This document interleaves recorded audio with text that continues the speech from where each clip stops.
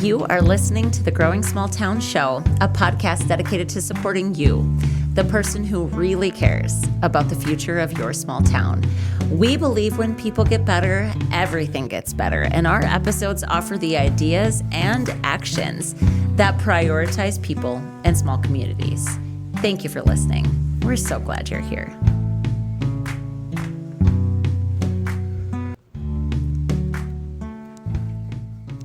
Well, hey, everybody. Welcome to Season 6 of the Growing Small Town Show. We have very much appreciated this quick hiatus. It gave us some time to meet and talk to all the amazing people that you're going to get to listen to and learn from in the season. It's a new year. And with that, of course, comes that energy of just what are we creating? And in fact, because I like to share a bit about what this journey looks like from my perspective for me, because I too am just a rural person living in a very small town, trying to run a business, trying to do something meaningful, trying to make an impact. The question, what am I creating? Out of kind of a series of journaling prompts and some reflection on 2025. And I like to do this reflection prompt of what am I leaving behind? So what do I want less of? And then what do I want to bring in or bring forward? And so what do I want more of? So I do a whole series of journaling of just like an example would be less digital interactions and more in real life interactions. I want less silencing of my thoughts and opinions and more voicing of my thoughts and opinions, like that kind of a thing. And working with hand in hand with my trusty therapist, she's the best.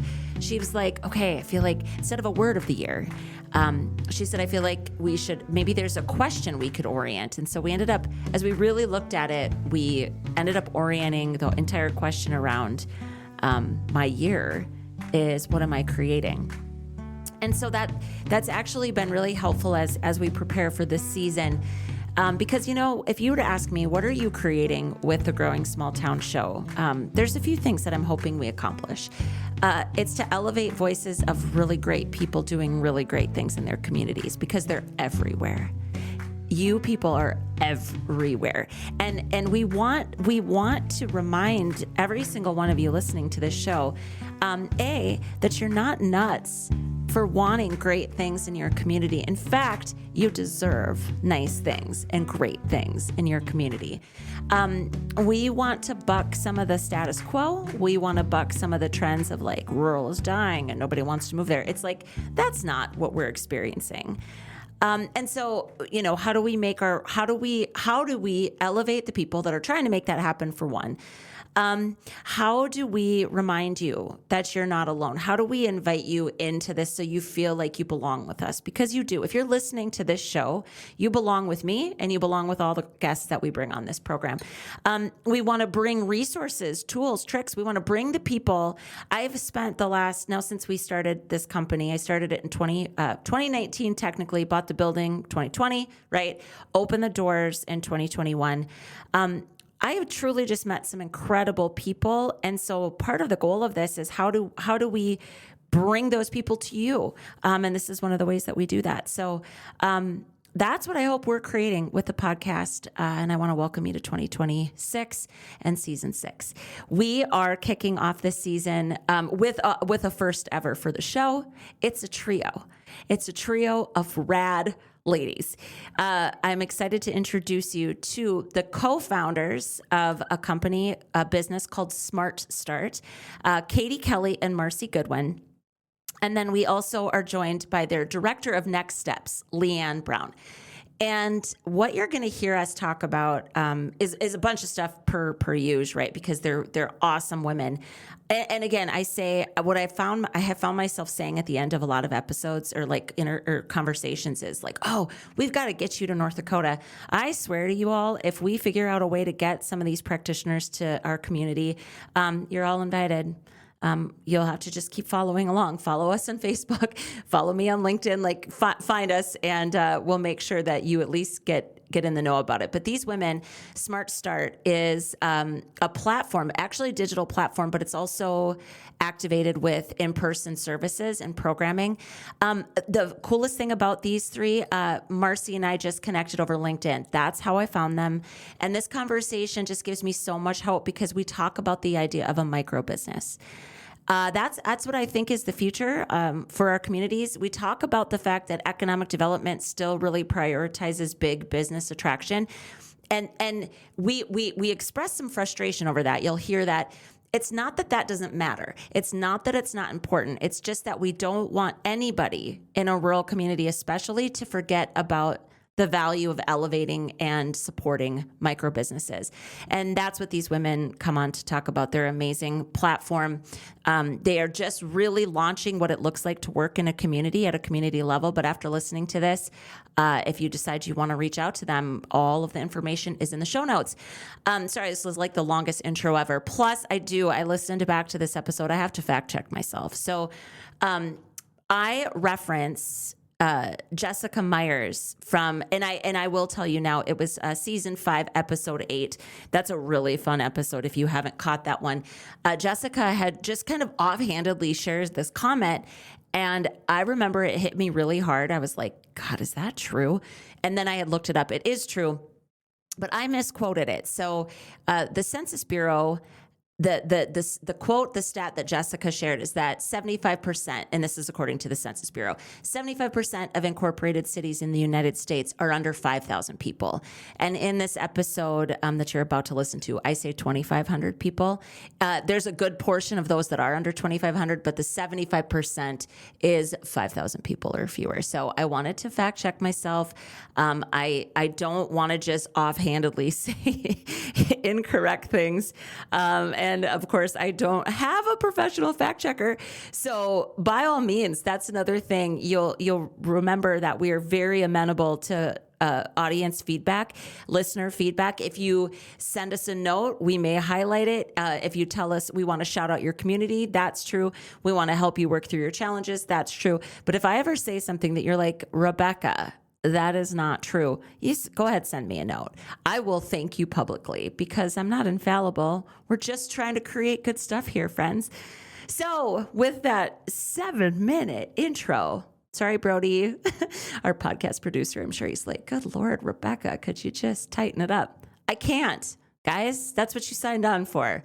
Welcome to season 6. Welcome to the Growing Small Town Show, and welcome to this amazing kickoff episode with our new friends from SmartStart. Enjoy. Well, welcome, ladies. I think you're my first trio of guests to be on our podcast. What an honor. Awesome. Well, I was wondering how this was going to work with 3 chatty women. Well, you know what? 4 or 4. Now 4. Yeah, you gotta include me in there. So the one thing I'll ask is, maybe as you go, just if it's important or you want to make sure that it's your point of view that's heard, is that you just say, so this is Katie, and then share your piece, right? But again, everybody will have already heard about the 3 of you, and we're just here to talk about not even just small businesses, I hear, but micro businesses. So whoever wants to start, I would love to start as much at the kind of like air quotes beginning as we can. Where did the idea for SmartStart come from? And welcome to the show. Very excited to have all 3 of you. Thanks for having us. It's been a very interesting and organic development with the 3 of us actually kind of baby stepping together to what we have now. So this is Katie, and I like to say that I am a bureaucrat turned entrepreneur or recovering bureaucrat these days. My background is in local government, and I became an entrepreneur by accident. Like a lot of other people, I was laid off from my job. But I had been working on an idea where I was employed, and with my job being cut, they also returned the grant funding that I had written to build the idea. And so after a few months of recovery and kind of recalibrating myself, I decided that I wanted to build that product. Originally, something related to helping people navigate the social service ecosystem. And while I began building that product and that business, I realized, oh my gosh, the entrepreneur ecosystem is just as redundant and complicated and frankly agency focused as the social service ecosystem. And so I built a second product, the SmartStart dashboard, which is meant for business owners to actually track their own information as they go from alphabet soup agency to alphabet soup agency. Hmm. They can keep track of their own goals, their own progress, and actually have their own unique roadmap to getting their business from point A to wherever they want to take it. So it started with just a platform. Reached out to Leigh Ann in a neighboring rural community to launch. She believed in the idea. She wanted this for her community. So we took off together. And then we realized, okay, this is an if you build it, they will come proof situation where Mhm. we realized people, especially in rural communities, need more guidance and more coaxing to jump into the ecosystem, particularly the businesses that we serve, which are micro businesses. That was a Okay. mouthful. No, I love that. So So that's the that's where we awesome brought thing in is Marci. I think Katie, you're the first person I've ever had on the show to identify as a bureaucrat, like of any kind, and especially now you're recovered, which is even better. I was Okay, proud of it. I yeah, loved well, it. I was yeah, like, yes, I work for the government. This is great. I was Leslie Nope.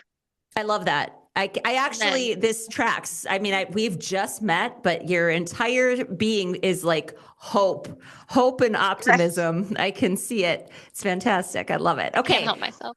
So then Marci, maybe we'll cut to Marci, where, and then we'll come back to Leigh Ann, of course, too. But Marci, when and how did you engage? So I've been an entrepreneur for, well, actually, my first business was my first job since I was in high school. Mhm. I took a short break from entrepreneurship after I graduated college and I worked in scientific research for a few years, but came back not long after. So I ran a softball pitching clinic in high school and college. That was my job. And I realized that, wow, I can work a few hours a week, making the same money that my friends do Mhm. at working 40 hours at the restaurant or whatever in town. I grew up in a small town with 1,700 people in rural Illinois. Um, so I've been an entrepreneur, been in the entrepreneur ecosystem in the Peoria area, and have spent a lot of that time as an entrepreneur helping other entrepreneurs, especially women entrepreneurs. I had a heart for women who wanted to stay home and raise their kids. And so how could, in this new digital age, how can we do that? I worked with some other women. We actually did a conference for 9 years out in DC that brought women and digital creators and experts in to teach people how to run businesses at home. So I've done that on a nationwide scale and then here in town. And so when Katie realized that, wow, we need this connection piece, my heart is in connecting the dots and connecting people and to get them engaged and to see like progress and the light bulbs go off. And Mhm. so we were connected. We knew of each other in the ecosystem, but hadn't been like, didn't know, hadn't met each other yet. So someone in the ecosystem actually put us together and said, hey, Marci could be the part that you're missing. And we got together. And I remember our first ride we were working in Muscatine, Iowa at the time. And it was our first drive to Muscatine, Iowa, which was 90 minutes. By the time we got there, we're like, we're gonna do this. We can do this. This is gonna be awesome. That's like my favorite. It's one of my favorite feelings. It's like brain sparks and heart swells. I call them both of those things. Like, Yes. yeah, and especially when it's connection, right? It's based on connection. Yes. So Leigh Ann, how about you? So Yeah. so Katie kind of alluded to the fact that you were in like sister cities or sister towns. And, and so what were you doing at the time Yeah. that So at made you that say, yeah, time, let's do this? at that time, I was running a Chamber of Commerce and an Economic Development Council organization. Small team, two organizations, small community within the broader ecosystem. And I knew as a small team, our team couldn't be available 24/7. We had a entrepreneurial community. We had local owner companies, and we weren't into the national chains. So I'm like, we need to help grow from within. Hmm. And so when I met with Katie and I'm like, tell me where you're at and what are you building? And her passion and the the systematic approach and truly the meaningful platform and work behind it made so much sense. I'm like, let's go for this. This is a tool, a resource that our community needs. And I think this can really help bring people and resources together, is what I've always said. And so, what I liked about it was a local driver because I could put local existing businesses in there as the subject matter experts. Hmm. And then it was also a platform and program and support to those micro businesses and entrepreneurs. So it hit both buckets of Chamber of Commerce, Hmm. build and support existing members, Yep. and our economic development drivers of growing and expanding business. And we jumped right in, and that's where we just took off and we're like, wow, the platform is great, but now let's also build those connecting pieces and let's Right. have the mixers and the workshops and then we'll get into the other areas that it's expanded to. But my background, entrepreneurial mindset, I too had a business going into college. Biddy bottom boat cleaning. Probably not the best marketing, but a really good Oh, marketing. I kind of dig it. So, The only challenge is like saying it more than a couple times yeah, fast or at right. all, right? It's just Exactly. that's awesome. I love that. Let me I tell you, it love worked. So, well, hey. yeah, I bet it did. Okay, so Katie, I'm going to come back to you real quick. Can you round out for me a little bit? Can you explain the dashboard Yeah, a bit? absolutely. Yeah. So I wanted to build something that would help myself as someone who knew nothing about business, never been to business school, never had an inkling of wanting to run a business. I wanted to work for the man. Um, I was like, this is what I need and I wish I had. Hmm. And so basically, it is meant for the entrepreneur and it allows you to go on and answer a series of questions. We have broken out into four phases of business development. So the uh, customer development, idea validation component, Hmm. what we call the nuts and bolts, so the basics of business formation, the boring stuff of the financials that you have to have, and then getting out there or how to launch and marketing. So it's really meant to guide people through those early stages. It's kind of like a choose your own adventure. You answer a series of questions, and then the platform will provide for you the task that you need to accomplish in order to have met all of the appropriate steps to build your business correctly and sustainably. We kept hearing from so many people, and quite frankly, there's so much pressure if you want to start a business to like jump to building your pitch deck. And so you're Right. buying a domain, you're making a website, you're picking a business name without truly understanding your customers first. Hmm. Customer revenue is the best money in. That's our Hmm. one of our root philosophies. So really building out the steps, even though people are impatient and social media and the world are pressuring people to just jump full on and ask someone for $1 million for 20% of their business. Like if you just want to open a hair salon, that doesn't make sense. Hmm. And so we build out these steps for people to follow. If you've already done one of those steps, then you don't have a task related to it. So it's Okay. very, very personalized. And with each task is a link to the appropriate resource where you can actually do what you need to do.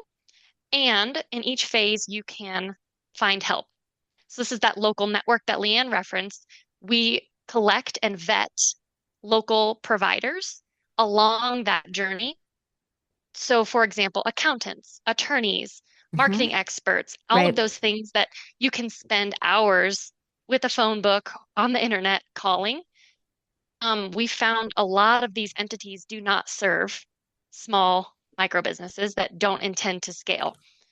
They are serving Hmm. large companies. And so by curating that list, we help you. These people have agreed to help you. If you send them an email through the platform, they will respond and they will help you because they are open to working with you. And so, yeah, you can track your own progress. You can see who you've connected with. And then the community administrator, so in the case of Morton, Illinois with Leigh Ann, she could monitor her community's progress.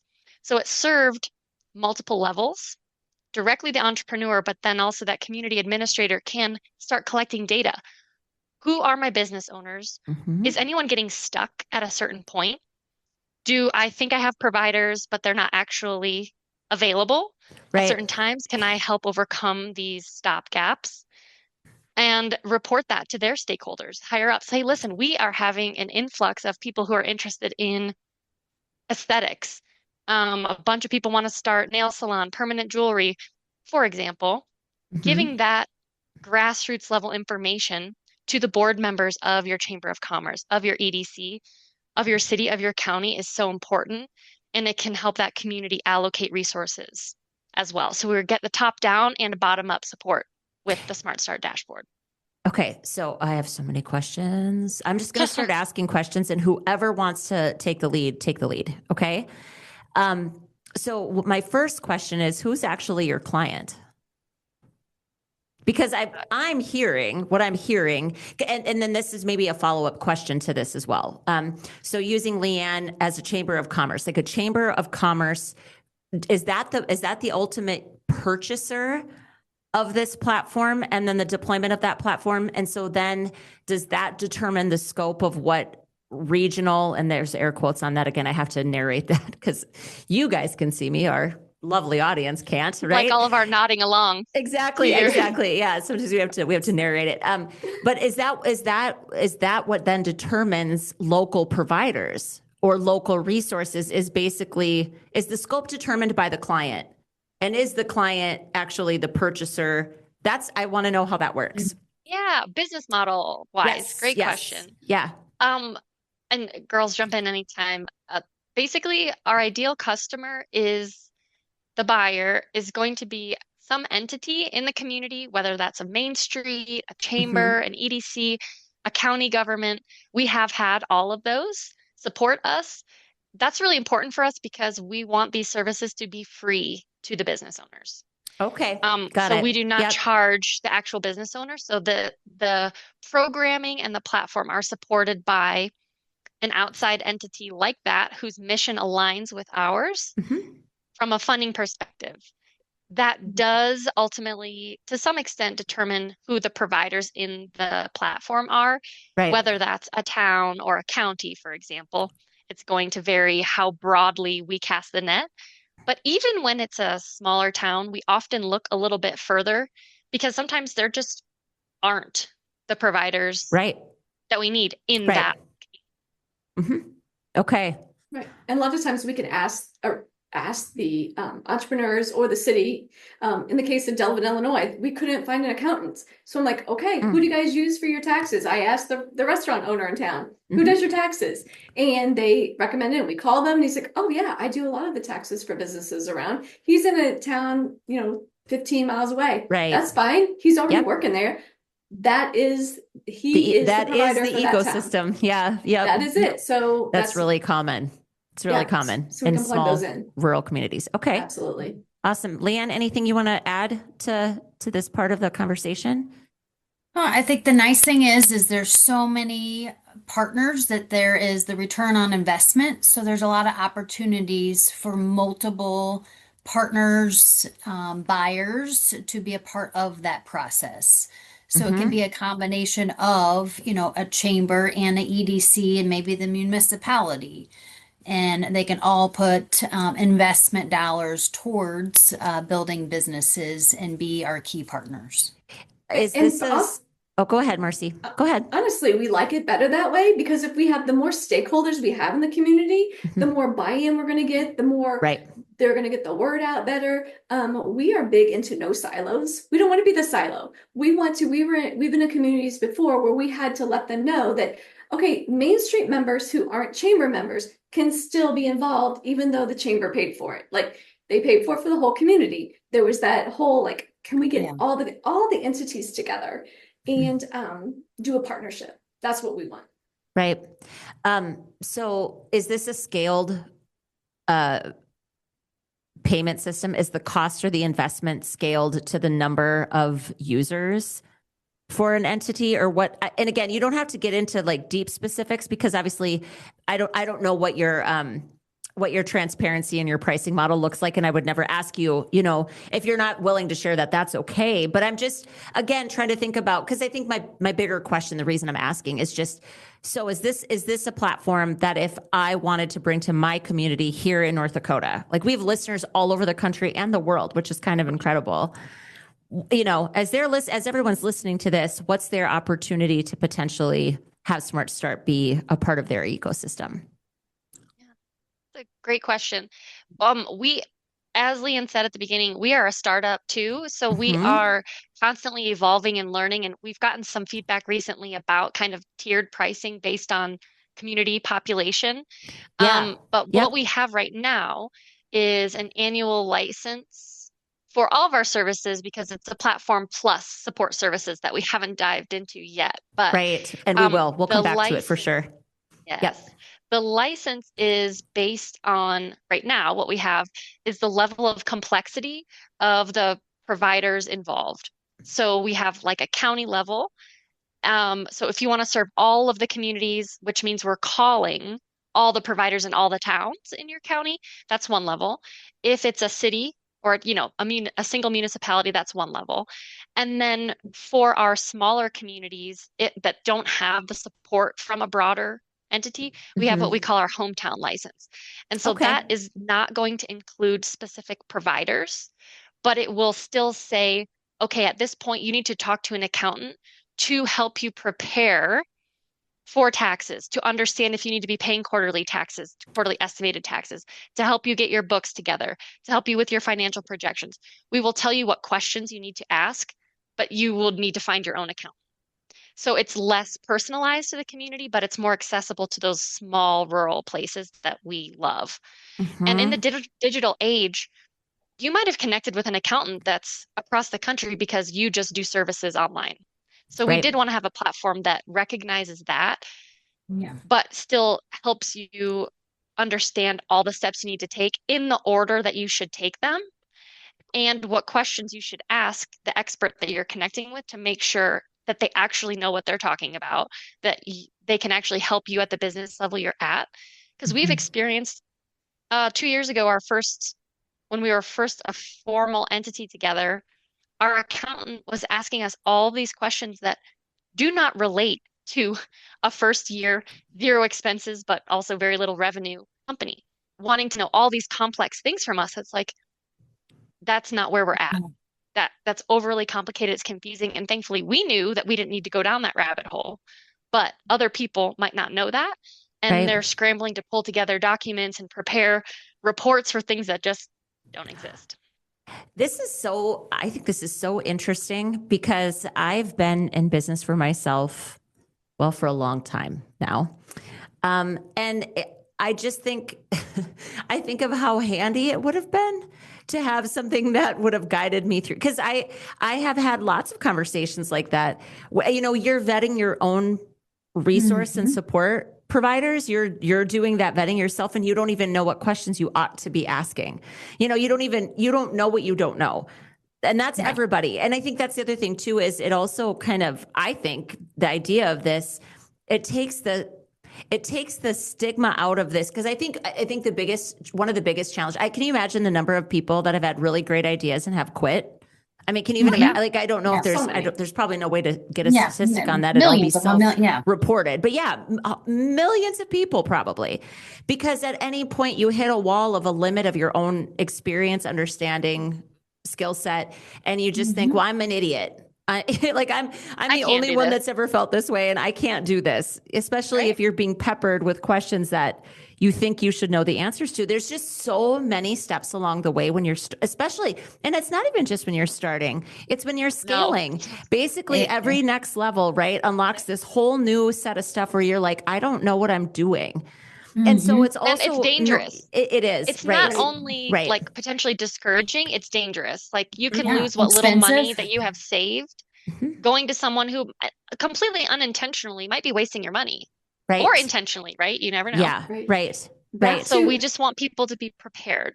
Mhm. So we're big on stats around here. And you mentioned something, this stat might be good. It's actually on our SmartStart LinkedIn page. We found a stat that says 61% of Americans would start a business if they knew where to go for help. Yeah.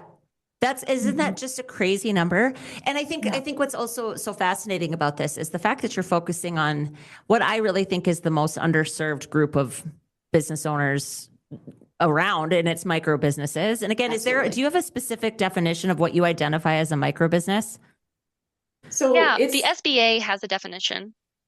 So Yeah. actually this definition started, so we noticed when we first launched, so we launched the dashboard, but then we were kind of, all the other resources out there were like the business model canvas, the pitch decks, the accelerators, and we were trying to like shoehorn that into Yep. these businesses that were showing up, and we're I like, so get those are this. not this business. And I'm thinking back to businesses I started. I never went to the SBDC. I never went to an accelerator because we had mentors that just showed us how to do this thing. Right. So then we realized, oh my gosh, these are geared toward bigger businesses. And we were thinking, I remember Katie and I were like, we're going to come up with the SmartStart Business Canvas that is for these tiny businesses. And then I started doing research. Well, then about that time, because the SBA says that you can be a small business and depending on the industry, can be up to 1,500 employees and $38 million in revenue. Hello? Well, I think Like, literally just what? yesterday I was on a webinar. I hosted a webinar on generational discussions, and like the most recent stat I found from the SBA was small businesses, again air quotes, under 500 employees and $7.5 million in revenue. Yeah. Still, it's not Crazy. 1,538 million. It's still completely asinine. It's Shocking. crazy. Yeah, it's like you've got to be kidding me, So and the then more- yeah, if you're a young or even doesn't matter your age, you're new, okay, because it's not about age, but like you're a young business owner in terms of just understanding, and you look at that and you think, oh my God, right away you just feel like, well, and why should that be the aim either? I Right, don't it's want not. 500 employees, ladies. I No, don't. there's so many I really businesses don't. that don't want to scale. And so when they Right. go to the Right. entrepreneur, the innovation centers or the entrepreneur groups, they're like, you don't want to scale? Well, then I don't know how to help you. So Mhm. when we were Yep. doing our research about the same time as Katie and I were like, oh my gosh, we're serving these businesses and there's no tools to help them. GoDaddy just put out the Venture Forward Research Project where it's a multinational research project where they actually identified micro businesses that were what is it, like I think it's 96% of all small businesses are micro businesses. So they have less than 10 employees, usually one, the employer. So I've just noticed the SBA, as Katie said, has started to adopt that language. Okay. But when we saw that, we saw the research results and we're like, this is exactly, it lined up with what we were seeing in the communities. I'm like, oh my gosh, this gives us validation that what we are seeing is true. And now we had this name, this micro business name, this category, that these are the people that we could serve. And so it added, just like I said, that validation and that proof. And then the stats behind it are incredible that we use in all our presentations now. But that's why we do the micro business, the less than 10, but it's usually one. And it proves to be true in these rural communities because they want to show up for the market fair at the local church. They want to be a vendor at the local festival. Right. I just want to sell a little bit online. I just have this. They don't want to be this massive storefront company, and They got those are the different ones goals. that, yeah. So They there's just a want to couple. stay home. Oh, go Yeah. ahead. No, you're good. Go ahead, Marci. Go ahead. These are the people that sometimes, like the businesses that we were dealing with, like the moms just want to stay at home. They don't have to earn as much as they did. They just need enough to be able to stay home. They need enough to make a car Right. payment. They need enough to have that spending money for vacations. They need that money. And if they can do that, they can stay in their communities. Right. So they don't have to go outside the communities. They don't have to. A lot of these communities don't have daycare. They don't have the resources, don't have the jobs available. So it keeps people in those locations and helps money circulate. When you live and work in the community, you're going to spend money in the community. And like Leigh Ann said, it may just be they just need to be at the vendor fair a couple times a month, or they need to supply the boutique in town with earrings, or they just need to run the lawn care system. Those are the people that they are the life of the towns. They're keeping the towns alive, Mhm. but they're not getting the Yeah. attention and the The love support. that they need. The Growing Small Towns show is recorded locally at the Growing Small Towns podcast studio located in Oaks, North Dakota. It's produced by Pheasant Canteen Studio in Aberdeen, South Dakota, with marketing support from Cassidy Johnston in Canyon City, Colorado. Our intro music was created and produced exclusively for Growing Small Towns by James Bergman, singer and songwriter from Fargo, North Dakota. Local and small. It's what we support and it's who we love. Get your community a shout out on the podcast. Call 701-203-3337 and share your small town success that you just don't feel is being celebrated quite enough, and let us shout you out. You can also share your biggest people challenge, and we'll dedicate an episode to offering ideas to help. Hell, you can basically tell us anything, and we'll do what we can to answer. We can't wait to hear from you. You know the hardest part about community work?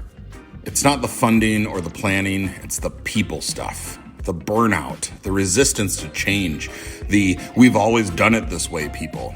And that's why we started the Growing Small Towns Club, a place where community doers and dreamers can bring their toughest challenges, share what's working, and feel a little less alone.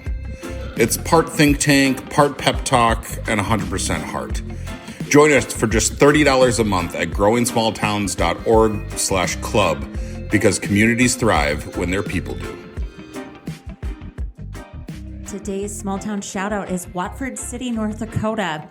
In 2010, the population of Watford City was 1,200 people.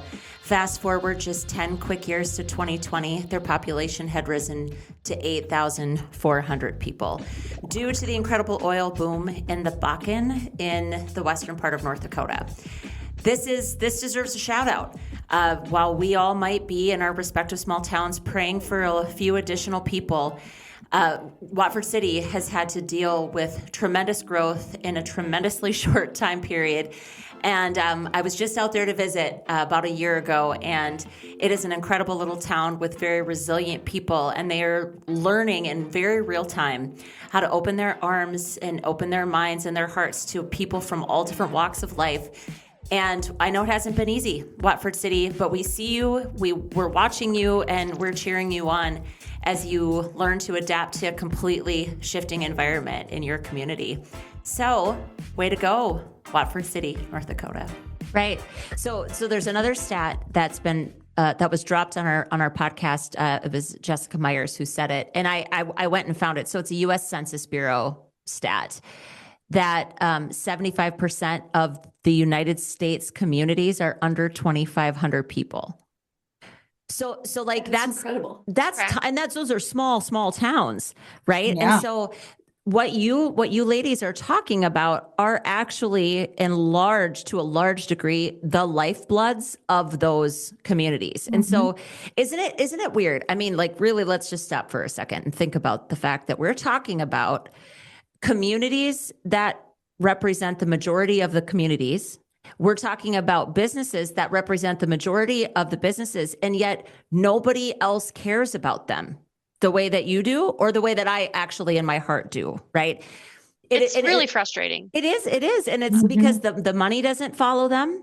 Right. Right. All It's not sexy. No, it's not sexy. I say this all the time. And I love working with scrappy entrepreneurs. I do, because they're the ones, Yes. they pivot quickly, they can pivot quickly.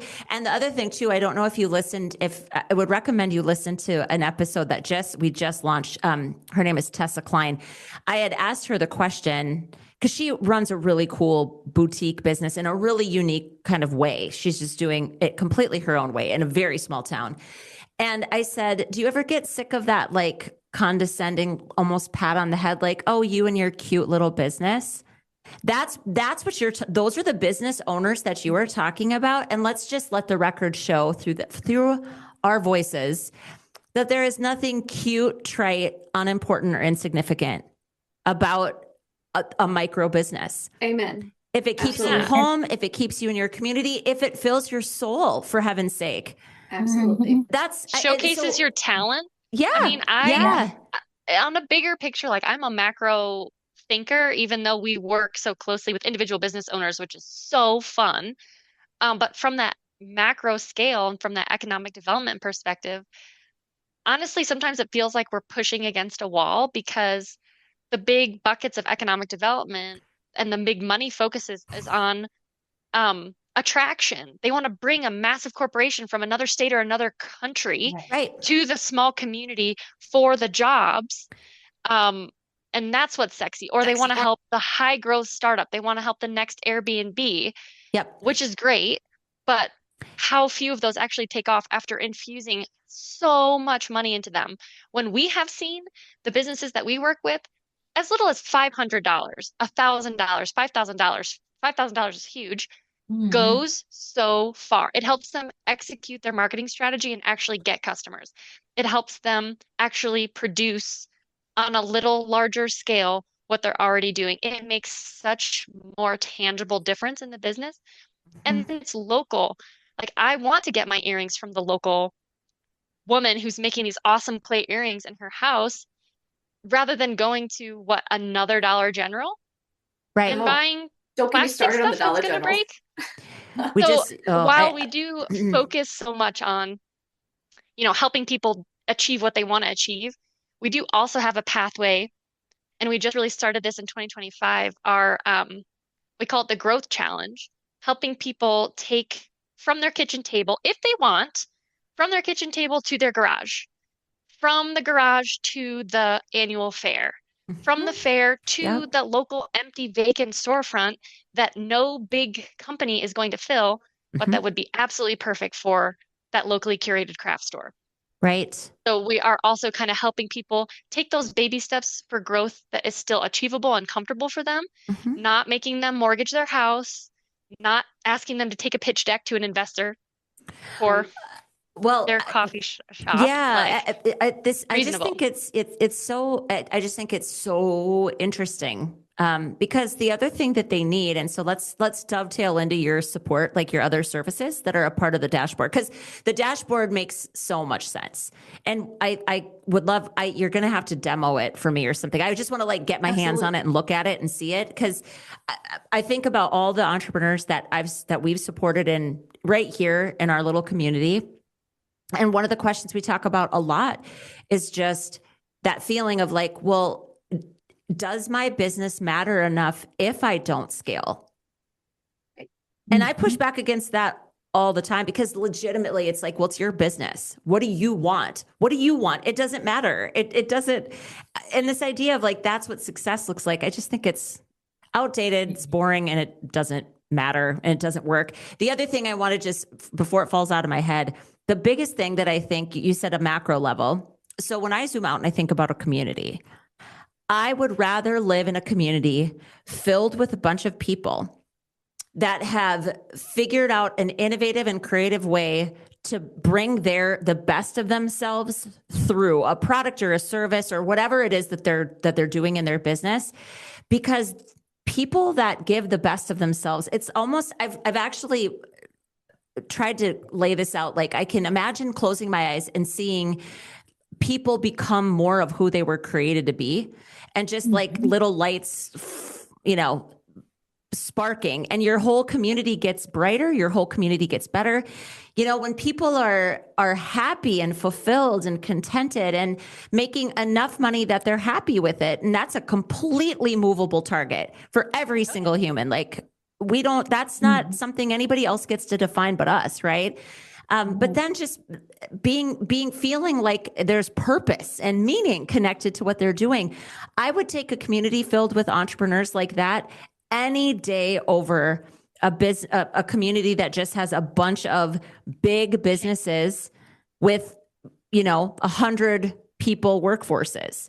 Right. And I get it. Like, so that's why this is exactly why I don't do economic development anymore, because it's not right for me. I'm just like, that doesn't make sense. It's that fine, but it's also this. Right. Like, you need them both. 100%. Yeah. Yes. 100%. And I just think they forgot about the grow their own part. They did. Well, it's because they're not incentivized to, Marci. Right. Right.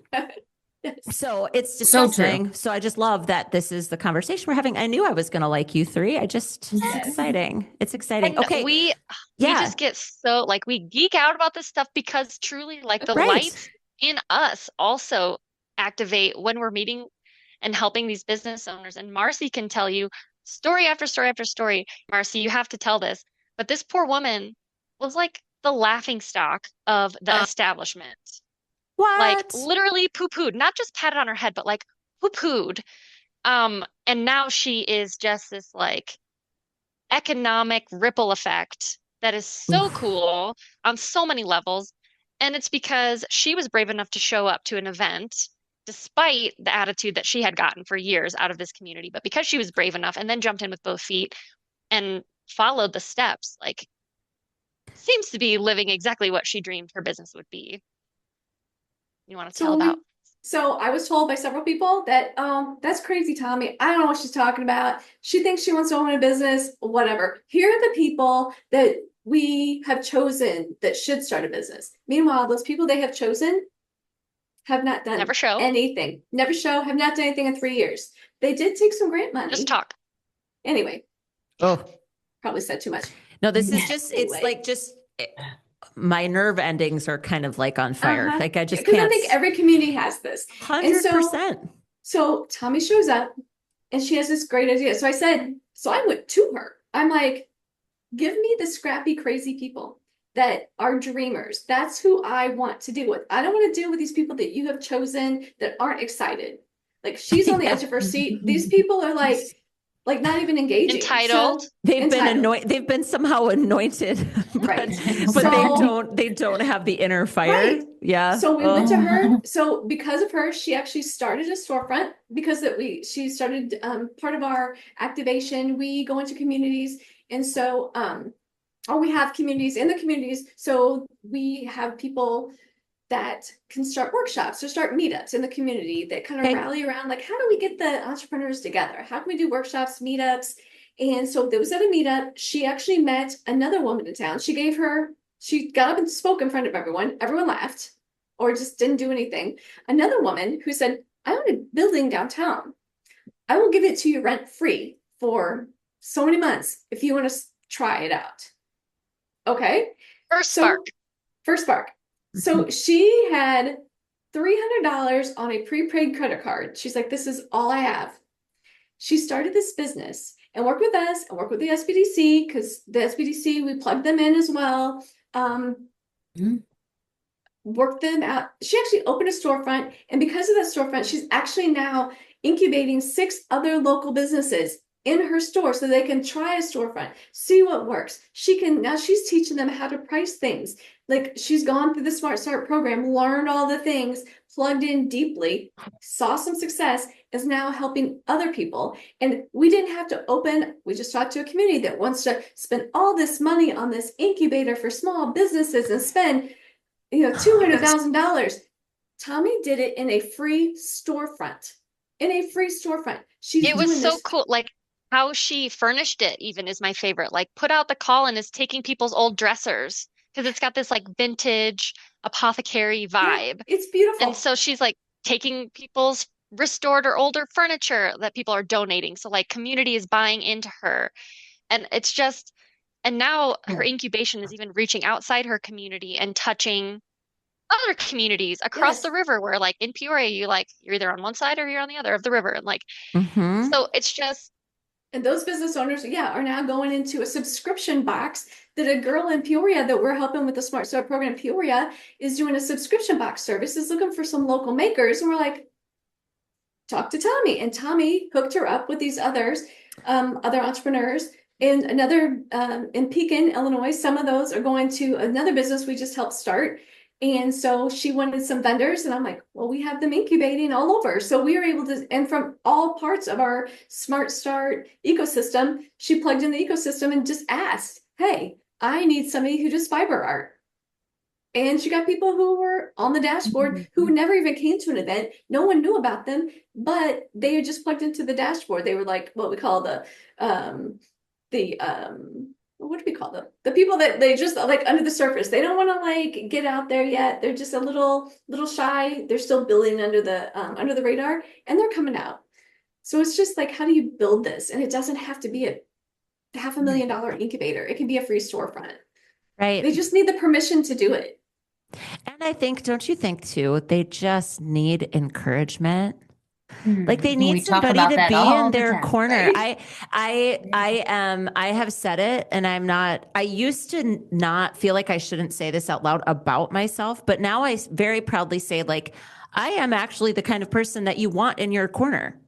Like if I believe in you and I want to help you, like I really do. I cheer, I do connections, I do whatever I can to help people succeed. Right. And I just think sometimes that is it's almost like nobody wants to put their neck out and like cheer too loudly for anybody in case they quote unquote fail.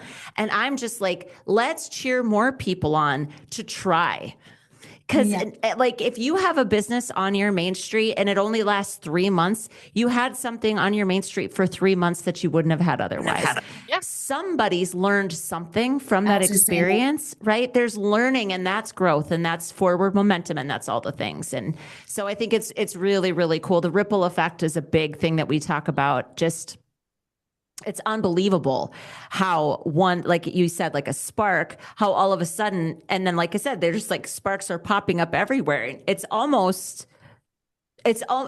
takes on a life of its own. It ends up creating things that you never would have guessed or never would have planned on, which is what makes it really cool. So you alluded a few times to events and things. So what are some of the other kind of wraparound services that you offer as a part of SmartStart? Yeah, so we do. Yeah, go ahead, Katie. But Leigh Ann, you can start. Go ahead, Leigh Ann. Yeah, I wanted the you to Morton talk about flagship. Yeah. How about like you started in Morton? We started these in Morton. Like, how did that work in Morton?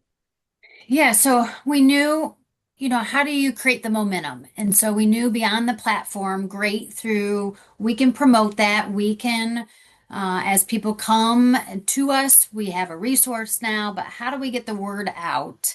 And how do we build that ecosystem now to really say, wow, we have this, and you can connect and keep them shopping local with good, supportive next steps. And so, like, let's have a monthly workshop. Let's have a mixer, and let's have a subject which aligns with the SmartStart platform. So we're keeping in line with our same curriculum, our same content, what you need to know. And then we're bringing in that local subject matter expert to provide knowledge and information and a tangible exercise with homework. And it was so cool to see at these of, well, I know that, and I've been there, and I use this system, and I asked this, and I know so-and-so. And so they're making these connections on the fly, getting the homework, connecting in further, coming back the following month with more questions and excitement. And, I get to go meet with my people because I'm down and I hit a roadblock. And now, okay, but I can show up and I can get my next step, and I can get rejuvenated, and I can get motivated again. And so we were seeing this network build, and we would rotate around, use different businesses. So people were getting immersed into the community, which would bring out different people, and which even led to us hosting a conference, because we had so many of these happening around Tazewell County. We're like, oh my gosh, let's bring all these people together. Think about the connections, and we can amplify the ecosystem, and we can add more resources. And so we've done that a couple of times, which then really led us to the growth challenge that was mentioned earlier of, wow, now we're finding people are ready. I want to dive in. I want to make this happen. And so now we've got the 12-week of, yes, let's get you from A to Z in this 12 weeks. And we're going to get you up and going or advanced, and move your business forward. It's like our little microbusiness accelerator program. Right. So how many, share, like how many clients or how many communities, municipalities, excuse me, or counties are you serving today? So right now it's 2 counties in central Illinois but it's multiple communities within the counties. Okay. Too, Yep. because it's a partnership. So Yep. there's all of Peoria County, there's Tazewell, they pay for it, but also there's in Delavan and Pekin. We were in Morton, we were in Muscatine, Iowa for a couple of years. So that's where we're at now. And we are actually launching into more states this year. We have got a model where they can, like Katie said, like they license the program and so they make it their own. We still do the microbusiness, the growth challenge. So it's virtual and we'll still do that. But we have the ability now to expand and we'll teach people to do what we do here in Central Illinois. And we're pretty excited about that because we've had some great results and it's fun. It's so much fun. Of course it is, because you're dealing with they're the most human business owners. They're just everything. It's just so human, it's just it's so personal. And you're helping them. Yeah. You're helping them build and create a life that means something to them, adds value to their community, all the things. Right. And this to me is exactly what, and the other thing that this does though, too, I talk about this a lot. I think, you're also stretching the way that people think. So it's not just about their specific business, but once you go through a process like this, I think it actually changes who you are. It changes how you think about things. It changes how you see problems. It changes everything, right? It's actually entrepreneurial thinking instead of just like the goal is to start a business. Well, maybe, but maybe it's just because I often say that, like, that to me is something every small community should be thinking about. How are we moving the needle forward in entrepreneurial thinking on the whole, not just for businesses, but every single thing that your little town needs is an idea that hasn't yet been launched, right? Absolutely. Like it's idea generation, then, the seeding of that idea, the launching of that idea, the growing or scaling of that idea. Like so this is a skill set that every person benefits from having. And not everyone's wired for it. I understand that. But the more people that we can say, but you might be wired for it, and you've just been told that it only looks a certain way, right? So Katie, you relate to that? Raise your hand? Yeah, never in a million years thought I would be a business owner. Like, absolutely not. But I was constantly pushing boundaries in local government. Let's make this better. Let's make this work faster. Let's make these systems talk. And everyone's like, whoa, slow down, stay in your lane. I heard that every day. Turns out I just needed to work for myself. Yeah. Right. Literally, I'm sitting there and I'm like, the last place you belonged was the government. No, Bye-bye, y'all. But isn't it cool now though? we work with government. Yes. We try to. Of course. To help them. My personal catchphrase, I developed this when I was in AmeriCorps Vista after college, was I want to help people better. And it's a little bit like multi-step, but it's like that indirect work, which I have found myself doing the direct work now through the growth challenge, which is so fun. But just helping systems think, helping, like you said, helping people stretch the way that they think about entrepreneurship in their community. We don't even honestly like to use the word entrepreneur anymore as a team.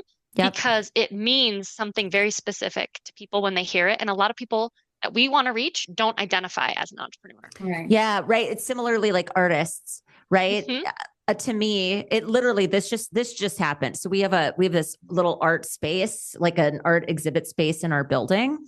And I said, hey, we're looking for local artists. What I've realized is that what we're actually doing is a local creativity showcase, right? Like it's creative work. It's not necessarily art, right? So I think some of those small reframes really do matter, because I think people, they can, if they feel like we're using language that's not meant for them, or, that they don't identify as, we're leaving people out unintentionally. Yeah. They don't connect with the work or the words. So absolutely. So that's really what we're trying to do with all of this. Like, all of our support services are evolving. They're changing based on the feedback and also our own experiences.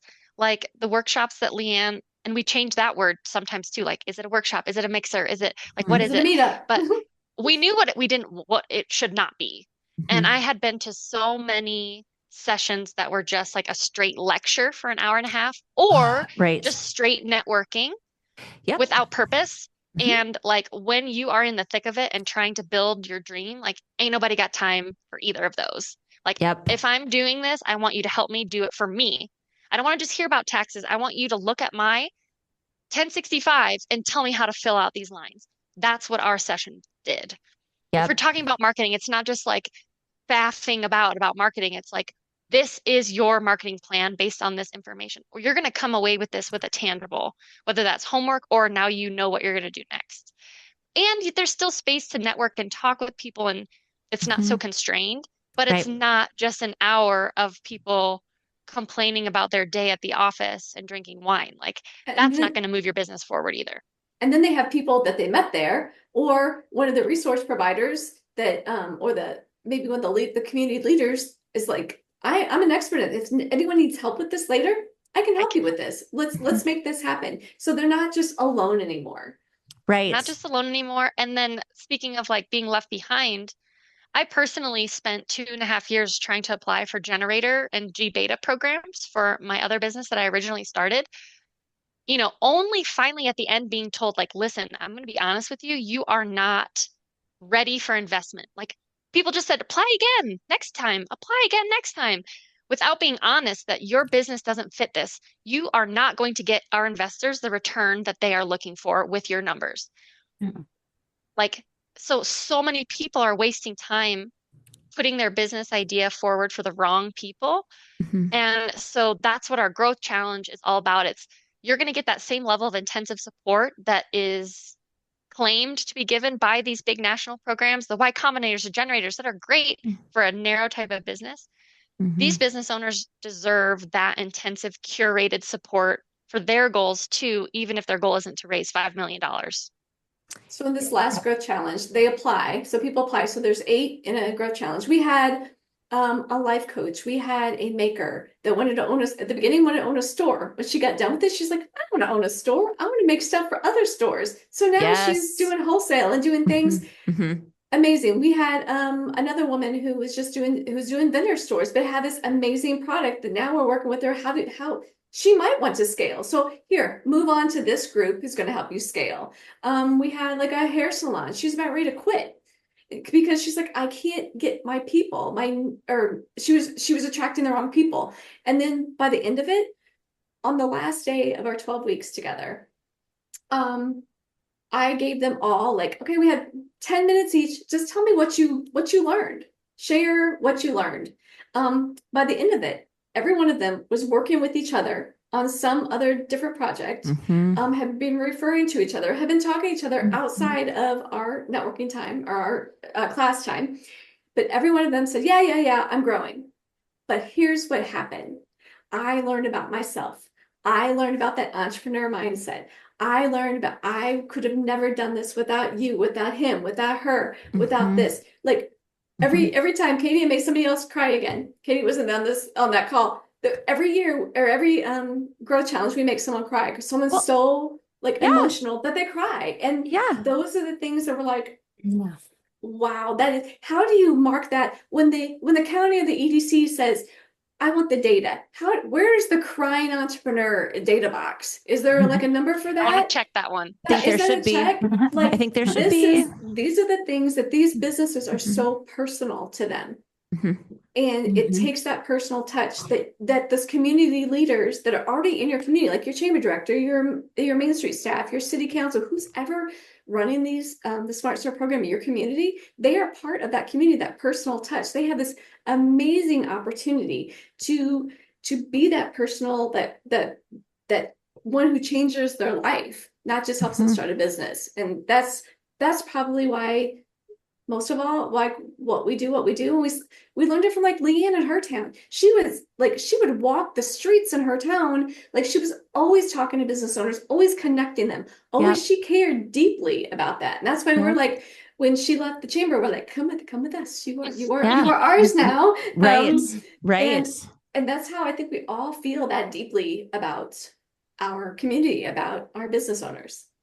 I think listening to you talk about the programs that do exist, and it reminds me, it makes me feel a lot like how a lot of nonprofits, I think, feel with grant writing. So it's like you chase the money and you force fit ideas into something to get the money, which I think sometimes businesses do that too. They just go, okay, well, what kinds of businesses is my state funding, or are there programs and support things for? And that's honestly the grab for cash is not a good it's not a good motivator, not for sustainability, not for your own well-being. You will end up running a business that you hate. That I have seen that happen so many times. And you might as well have a job. Yeah, absolutely. Like so why? true. Yeah. Like if you are going to do all the pain of doing it your own way and you still hate it, quit it and go work for somebody else. It just doesn't make any sense at all. So I love this entire story. I think it's so exciting. Katie, what were you just going to say? Oh, I was going to say that is we have the financials phase, and we inevitably get the question like, okay, but where are the grants? And we have to control our faces. I didn't just control mine. I just gently. Right. Just like shook my head and rolled my eyes. They don't exist. No. Like you think they do. And there are headlines that say that they're there. But by the time you have put your application together, and the chances of you actually getting it, you have just wasted time that you could have been out there doing customer discovery, finding your customer and giving them exactly what they want and that they would pay you for. And making the money yourself. And then tell other people to pay you for that same thing. And at the end of the day, if you spent that same amount of time looking for customers instead of chasing free money in quotation marks, your business is going to be that much more sustainable, that much more effective.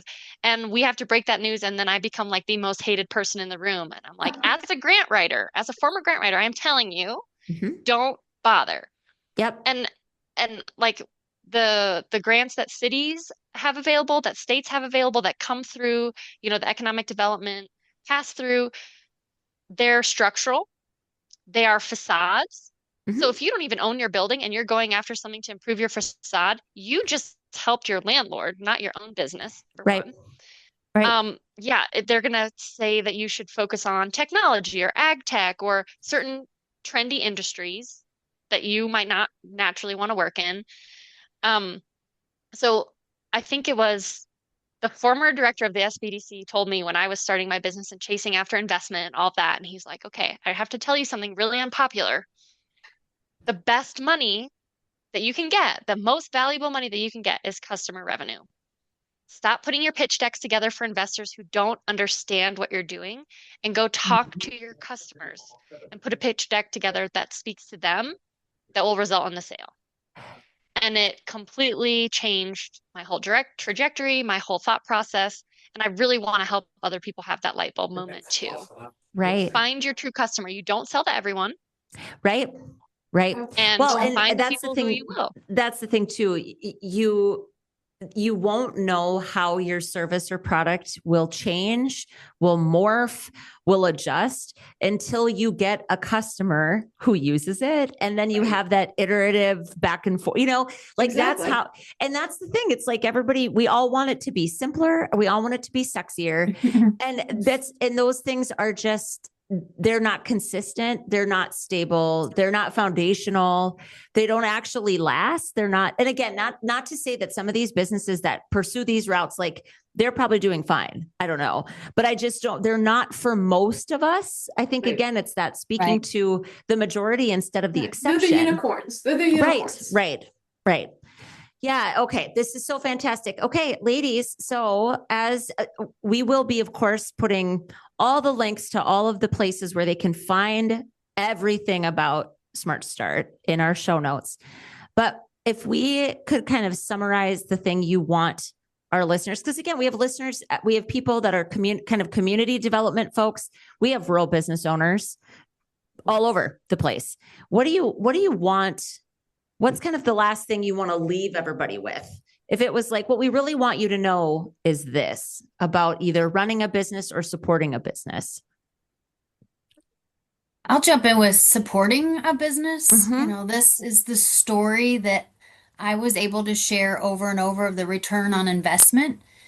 These business owners, micro businesses, are the ones you want to build throughout your community because they are the creative, they're the problem solvers, they're the motivated, engaging people that will breathe life and opportunity and experiences and the Mm-hmm. unique product and lights on, and will be able to retain people in your community, attract people to your community, and then, yes, fuel the economic development model for business attraction.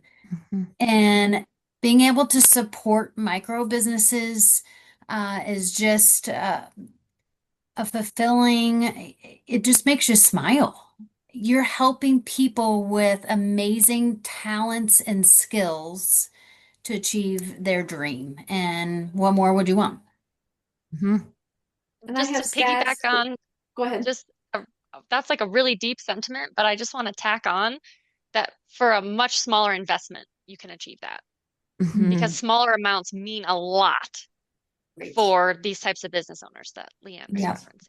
And because Right. we like stats, the venture that we talked about before, the GoDaddy Venture Forward research project, Yep. they found that in each county, each new microbusiness adds 7 jobs in its county. And it's like countywide. So it adds not specifically that job, but because you kept a microbusiness in that community, those dollars circulated and caused 7 more jobs to be created. Mm-hmm. Another one is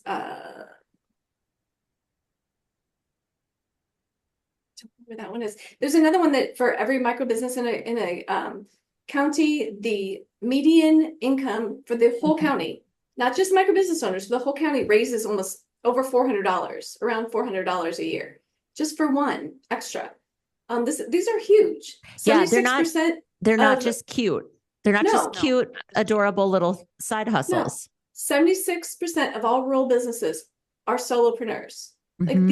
these are huge. Your friends and neighbors in your communities probably have a business or a side hustle or want to start one. Like they have an economic impact, and we have ways that like you can, support them. Find ways in your community that you can support them. What you've built is extraordinary. Thank you all 3 of you. Thank you for spending time with us. Thank you for sharing this story. And really just thank you for being a very clear, strong, supportive voice for micro businesses, because it is what we need. It's what our communities need. It's what totally fuels my community. And it's a huge part of what we care about at Growing Small Towns. So thank you all so much. I always say, like, we're going to have to find a way to get you to North Dakota. If I get all of my podcast guests to North Dakota, that's going to be one hell of a party. That's all I'm going to say. Just That would be so Let's make it fun. happen. it would Right? be so fun. It would be so fun. And we need you. We're in. We need people like you. So thank you for everything you've done. Thank you for everything you've shared. I wish you all the continued success. And Thank now you. we're friends, so you guys won't be able to Yay. shake me, just so you know. Absolutely. We're down. We're good. Wouldn't want to. Okay. Yeah. Rebecca, can Go I just ahead. add one last thing Yes. to a Yes. small fraction of your listeners, possibly? I hope we inspired the rural business owners, but for the community development and economic development folks, Mm-hmm. locally, we ruffle some feathers. And I mean, we kind of know why, but that's not our intention at all. And I just want to say that if that's your role, the things that we're saying are not meant to be offensive or to like tell you you're doing a terrible job.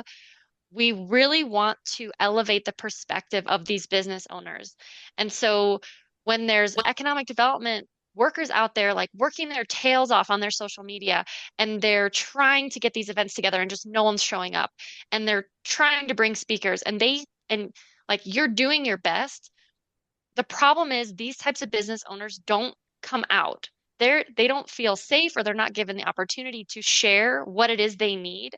So when we say these things like this program doesn't meet their needs, it's it's a critique, but it's one that we hope people will listen to honestly and genuinely, like look inside and think, are we serving this full spectrum of business owners in our Mm-hmm. community? Because you can meet people with a menu of services. And the Right. work that we do is just one of many, because we aren't for your high growth startup. We Yep. aren't for the corporation or the multi-generational family business that's doing fine because they've run a restaurant for 100 years. Like, we know that. And we just want to spread that message that there's this huge untapped potential of these business owners in your community. Mhm. And the services that you may have historically been providing might just need a small tweak in order to be beneficial to them. I love that. And I think that's a great reminder because there's untapped, hidden, latent talent. It abounds in all of our communities. And a program like this is a way to draw them out because you're for them. So that's a really important note. And I think you're going to ruffle feathers because you're talking about it in a way that you're just like, but don't forget, right? It's go ahead and do all of that. But also let's make sure that we're talking about these folks, Absolutely. right? We're just another thing. We work for this segment. Everything else is work for these. Exactly. Yep. Let's go to the microbusinesses now. Yeah. Okay. Awesome job, ladies. Thanks so much. We'll have you back soon, I'm sure. Thank you. Thank you. Thanks, Rebecca. We hope you loved this episode of the Growing Small Town Show. We encourage you to leave us messages at 701-203-3337. And be sure to subscribe to our newsletter at growingsmalltowns.org. In the meantime, keep doing what you can with what you have right where you are. Your community needs you. Because we are growing small towns. We are growing small towns. We're right here living our best lives, as crazy as it sounds. But we are growing small towns. Growing small towns, we are growing small towns.